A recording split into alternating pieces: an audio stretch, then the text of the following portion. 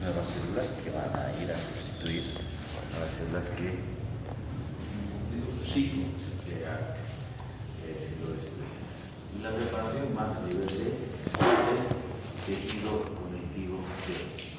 Ahora bien, cuando hablamos de curación de heridas cutáneas, hay curaciones por lo que se denomina primera intención, curaciones por segunda intención. Las curaciones por primera intención deben ver también como cierre primario. Cuando hablamos de este tipo de heridas que van por primera intención, son aquellas que se llegan a aproximar los bordes de la herida a través de puntos de sutura.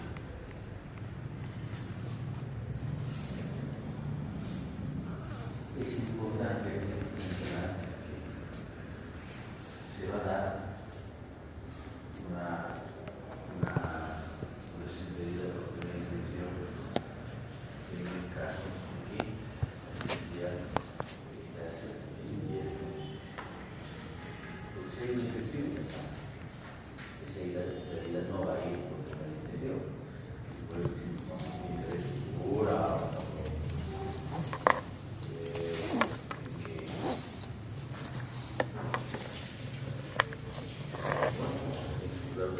saben que siempre se tiene que recurrir a las personas, se limpia. En caso contrario, no se va. Esa aproximación de la herida con sutura, esta no va a ir. Estos son los pasos de una curación de una herida por primera intención. Primer día, durante el proceso, la herida se llena de sangre coagulada y restos celulares, que ha habido obviamente daño tisular. Luego vienen los neutrófilos. ¿Qué hemos dicho que hacen los neutrófilos? Los fagocitosas. Van a ir a fagocitar esa propiedad de fagocitosis, y en este caso hablamos de curación de heridas que van a ir a hacer entonces, van a ir a limpiar esa zona, van a ir a fagocitar ese material extraño. Y esto obviamente también es, este proceso es apoyado, digamos así, por la llegada de los macrófagos. Llega un poquito más tarde, sí, porque hemos dicho que los macrófagos llegan un poco más tarde a la zona. Debido a que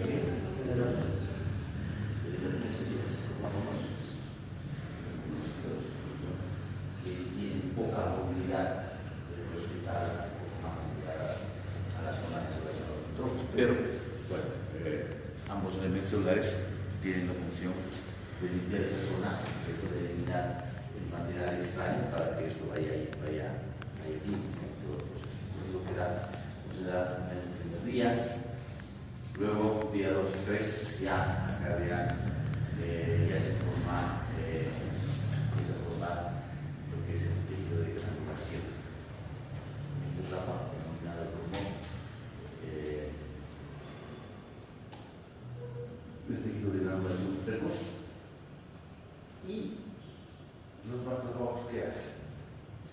Nuevamente estimulan el crecimiento, proliferación de fibroblastos y ameblastos, que hace el cuadro de función del proceso. Entonces, los fibroblastos son los que empiezan a sintetizar colágeno del tipo 3. Colágeno del tipo 3, a partir de no tengo marcado. Si es una herida, entonces ahí se ha cerrado con textura, entonces acá primero se llena de sangre y después se empieza a formar el tejido de granulación y el epitelio que ahora forma un cuello, ¿no? Para justamente sellar la herida. Entonces, ¿cuáles son las características del colágeno tipo 3? Es el primer colágeno que se produce en el este proceso de la cicatriz. El primer colágeno. Porque vamos a ver que después ese colágeno tiene que ser reemplazado por otro tipo de colágeno que es más resistente, que tiene que ir consolidando esa herida, ¿no?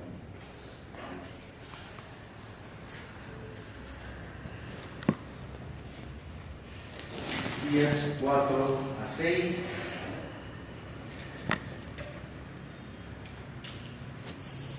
Ya tenemos un tejido de granulación ya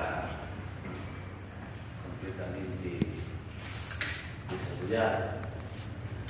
Lo que ven ahí, el tejido de granulación está constituido por fibroblastos, pues fibra colágena, está constituido por elementos inflamatorios, está constituido por vasos sanguíneos, de formación vascular. Entonces, en estos días 4 y 6, justamente ese tejido de granulación está básicamente vascularizado. La neurovascularización, o sea, la formación de nuevos vasos sanguíneos, está a su máximo en estos días, por eso que ese tejido de granulación adquiere ese color rojo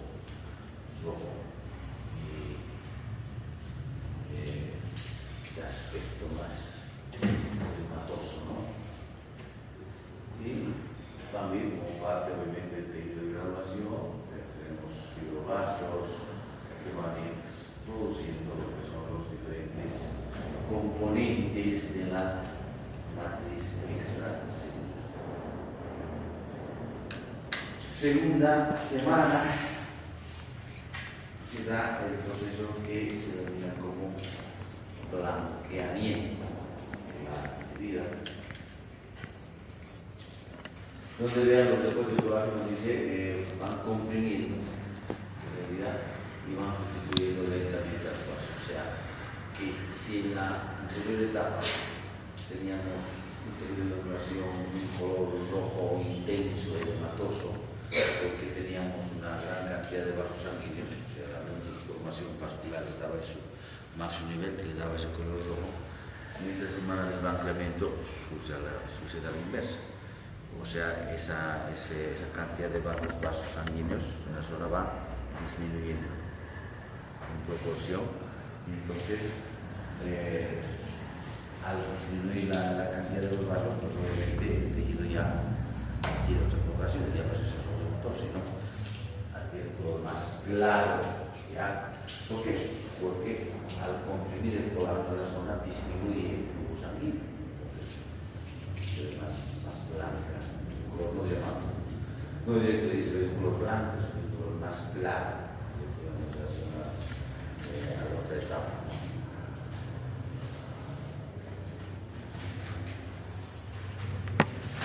Ya finalizado el proceso de la formación de la cicatriz, donde el tejido de granulación se va a sustituir por cicatriz fibrosa.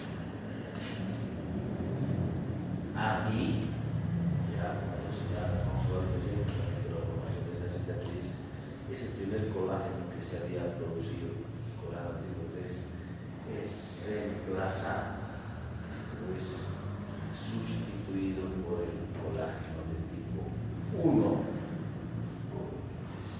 ¿Por qué? Porque este colágeno tiene más resistencia, o sea, da una mayor resistencia a la herida. Pues eso, tercer mes, como dice ahí, la herida pues tiene una resistencia original casi en su totalidad. Entonces, ¿por qué el colágeno tipo 3 es más resistente? Porque de acuerdo a las características anatómicas tiene una estructura en triple hélice, realmente que le da una mayor resistencia, una mayor consistencia a esa herida. Vea que pues este colágeno tipo 1 es el componente fundamental que tenemos a nivel de los electrones del continuo.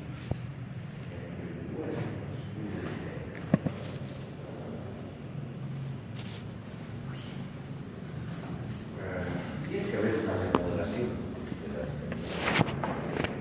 tiene que haber un control en los diferentes actores. Si no hay control, pues no sería los trastornos de la cicatriz, ¿no?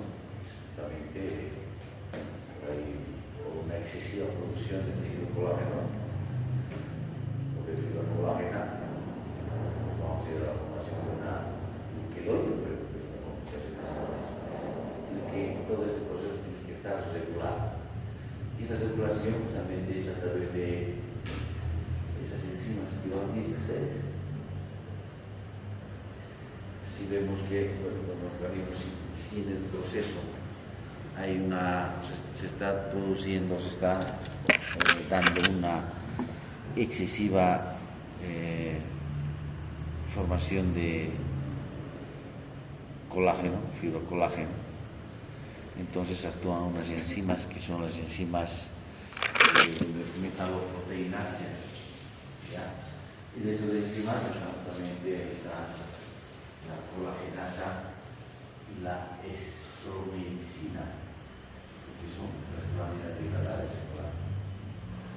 Pero también el accionar de estas tiene que ser controlado. Las láminas degradadas degradan se degradan una cantidad excesiva de colágeno, pues también va a haber un trastorno de la cicatrización. Entonces, ese accionar de estas enzimas es controlado por las enzimas que son inhibidores de estas metaloproteináceas. Se van a contrarrestar la acción de estas, van a regular la acción de estas. Entonces, de esa manera se va regulando y se va formando la élite, ¿no?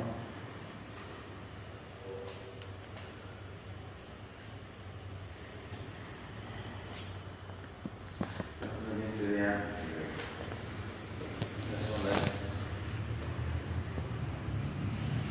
medidas que van por primera intención. Ustedes ven, ahí está el proceso. Justamente donde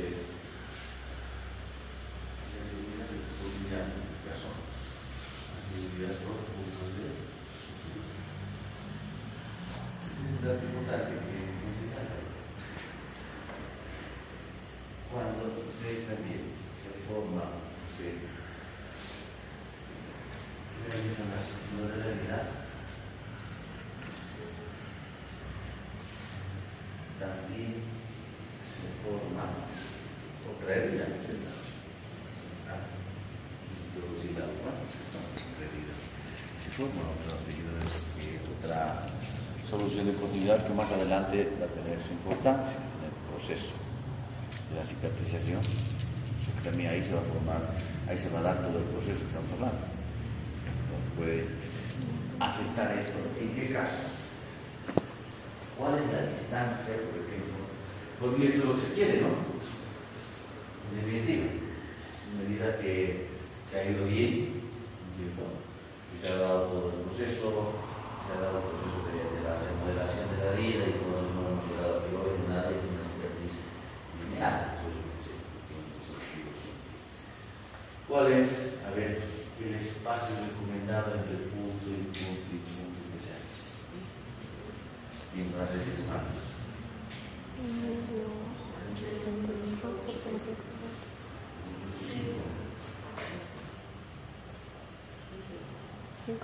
Bueno, más o menos lo que les voy a decir, ¿no? Pero, por ejemplo, dejamos mucho espacio, este no está ahí, uno más, no hay bien, no hay una fuerza. ¿Y qué pasa si dejamos muy estrechos? ¿Qué pasa con muy estrechos? Van a haber muchas otras heridas. Primero, que se van a formar otras heridas que hemos dicho, ¿no? Las heridas que también van a formar en el proceso automático de la nación, que va a ser una cicatriz, puede ser más llamativa. ¿Sí? Además de eso, si son puntos muy próximos, ¿qué pasará? Si son muy próximos, separadas, ¿qué pasa? Estamos comprimiendo la zona. No va a haber una mitigación. No va a haber una mitigación, va a llegar menos cantidad de oxígeno, va a aceptar a ese nivel, y va a afectar la cicatrización por la infección. Seguramente la parte de cirugía dará más detalle de este aspecto. Lo digo porque se quiere una cicatriz prácticamente lineal, donde hay un buen proceso de la evaluación. No hay igual que es una cicatriz hipertrófica o teórica, que si los trastornos nos vean cuando los puntos son muy próximos. Lo que se llama es que suena muy por ahí, infección. Entonces, si lo soltamos, eso se va a abrir. Entonces, para son muy próximos, lo mismo sucede. No va a haber una concentración adecuada de esta herida. Bueno, líneas descompensadas. Un espacio de medio centímetro.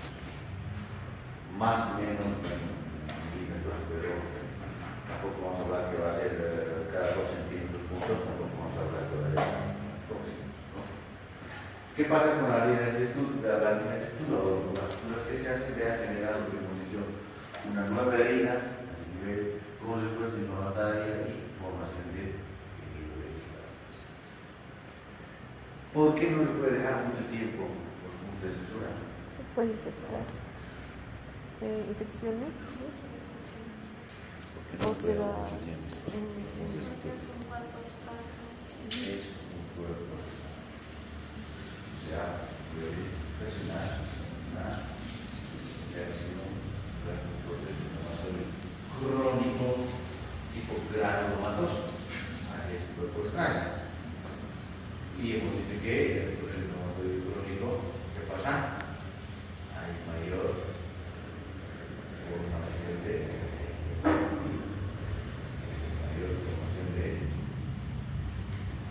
entonces la cicatriz es más aparente.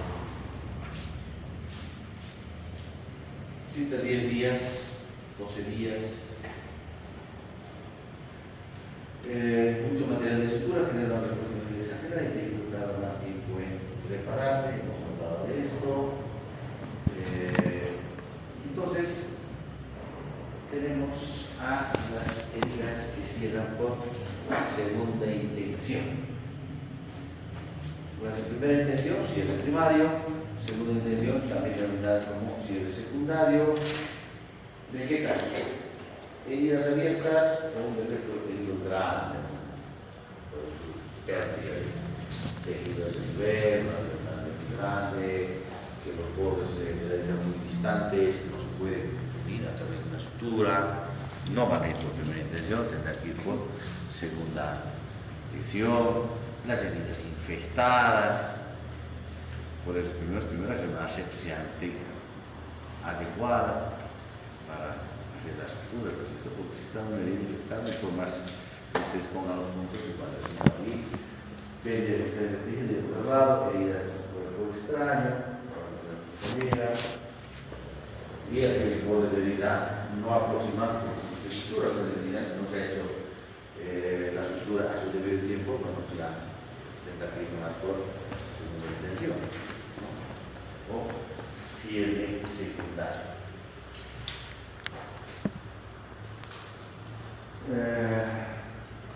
El proceso, como dice acá, el proceso de cicatrización es listo.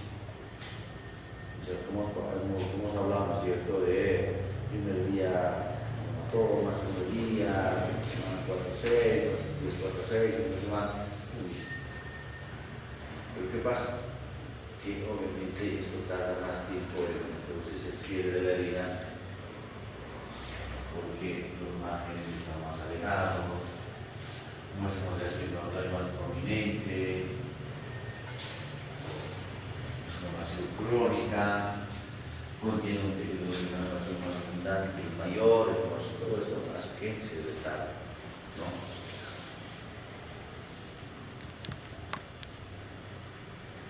Entonces, a veces es medir, pero no va a ir con la intención, porque acá prácticamente hay los bordes de la una cicatriz, una herida, donde los bordes están muy distantes. No vas a poder ver esto. No vas a poder, entonces, prácticamente haber pérdida en el material. Entonces, esto necesariamente le produce desde el fondo de la circulación y ya paulatinamente cerrando, ¿no? Incluso acá, por ahí tampoco esta zona puede decir, tal vez sí, pero acá no, y ese borde de esta herida está con ese material gris amarillento, blanquecino, que parece tejido necrótico, ¿no? Entonces, no iría bien. Esto lo que hay que hacer es revitalizar toda esta zona, ¿no? Hacer sangrar toda esta zona para que a partir de esto se vaya formando de inflamación y todo esto. Incluso las situaciones tienen que cortar. La anestesia local se corta todo esto en un poderín, varias ya, ese orden. Y además que desde el fondo de la herida se va a formar el nivel de inflamación que va a ir. ¿Qué factores afectan la cicatrización? Factores locales. Y dentro de los factores locales, ¿qué puede ser? Un aporte sanguíneo insuficiente, puntos de estructura muy próximos, que no van a permitir una buena fisicación a ese nivel.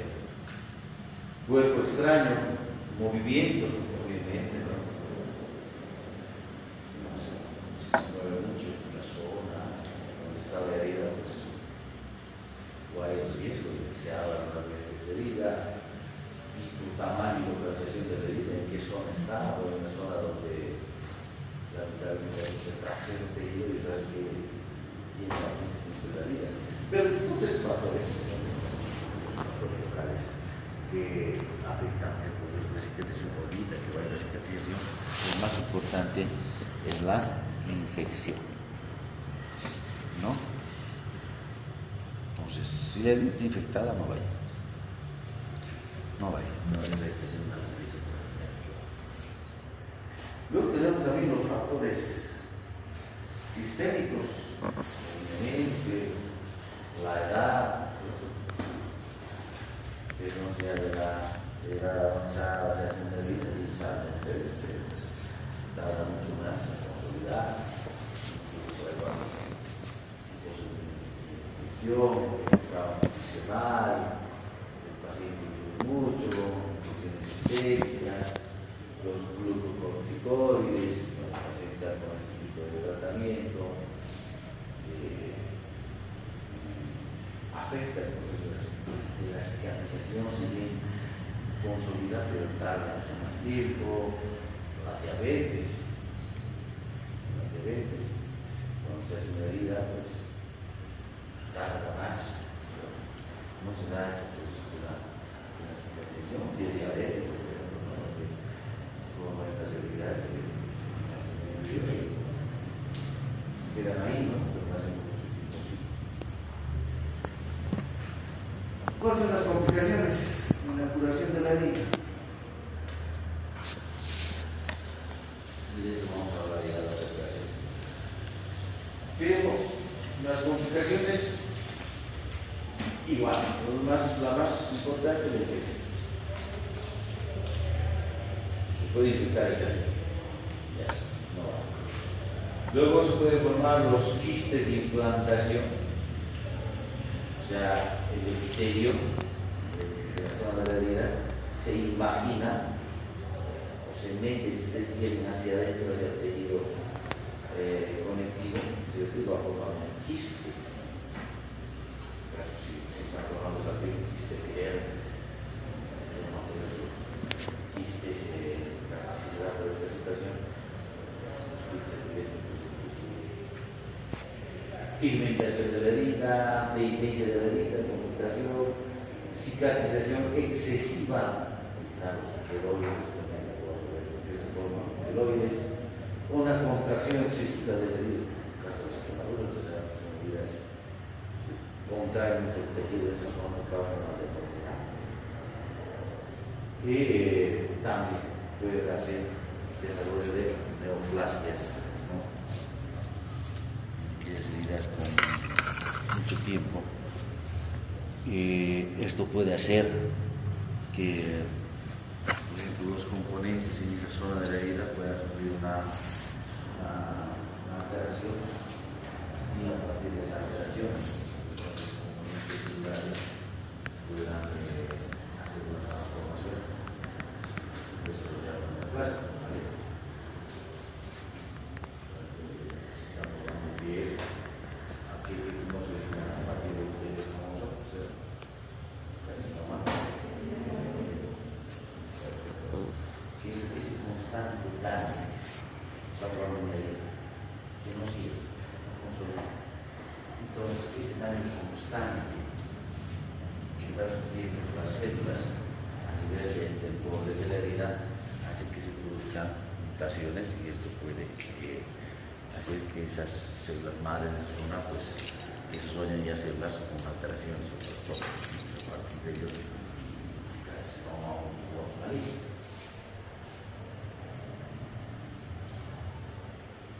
Bien, vamos a quedar con la área de los queloides y terminar la próxima clase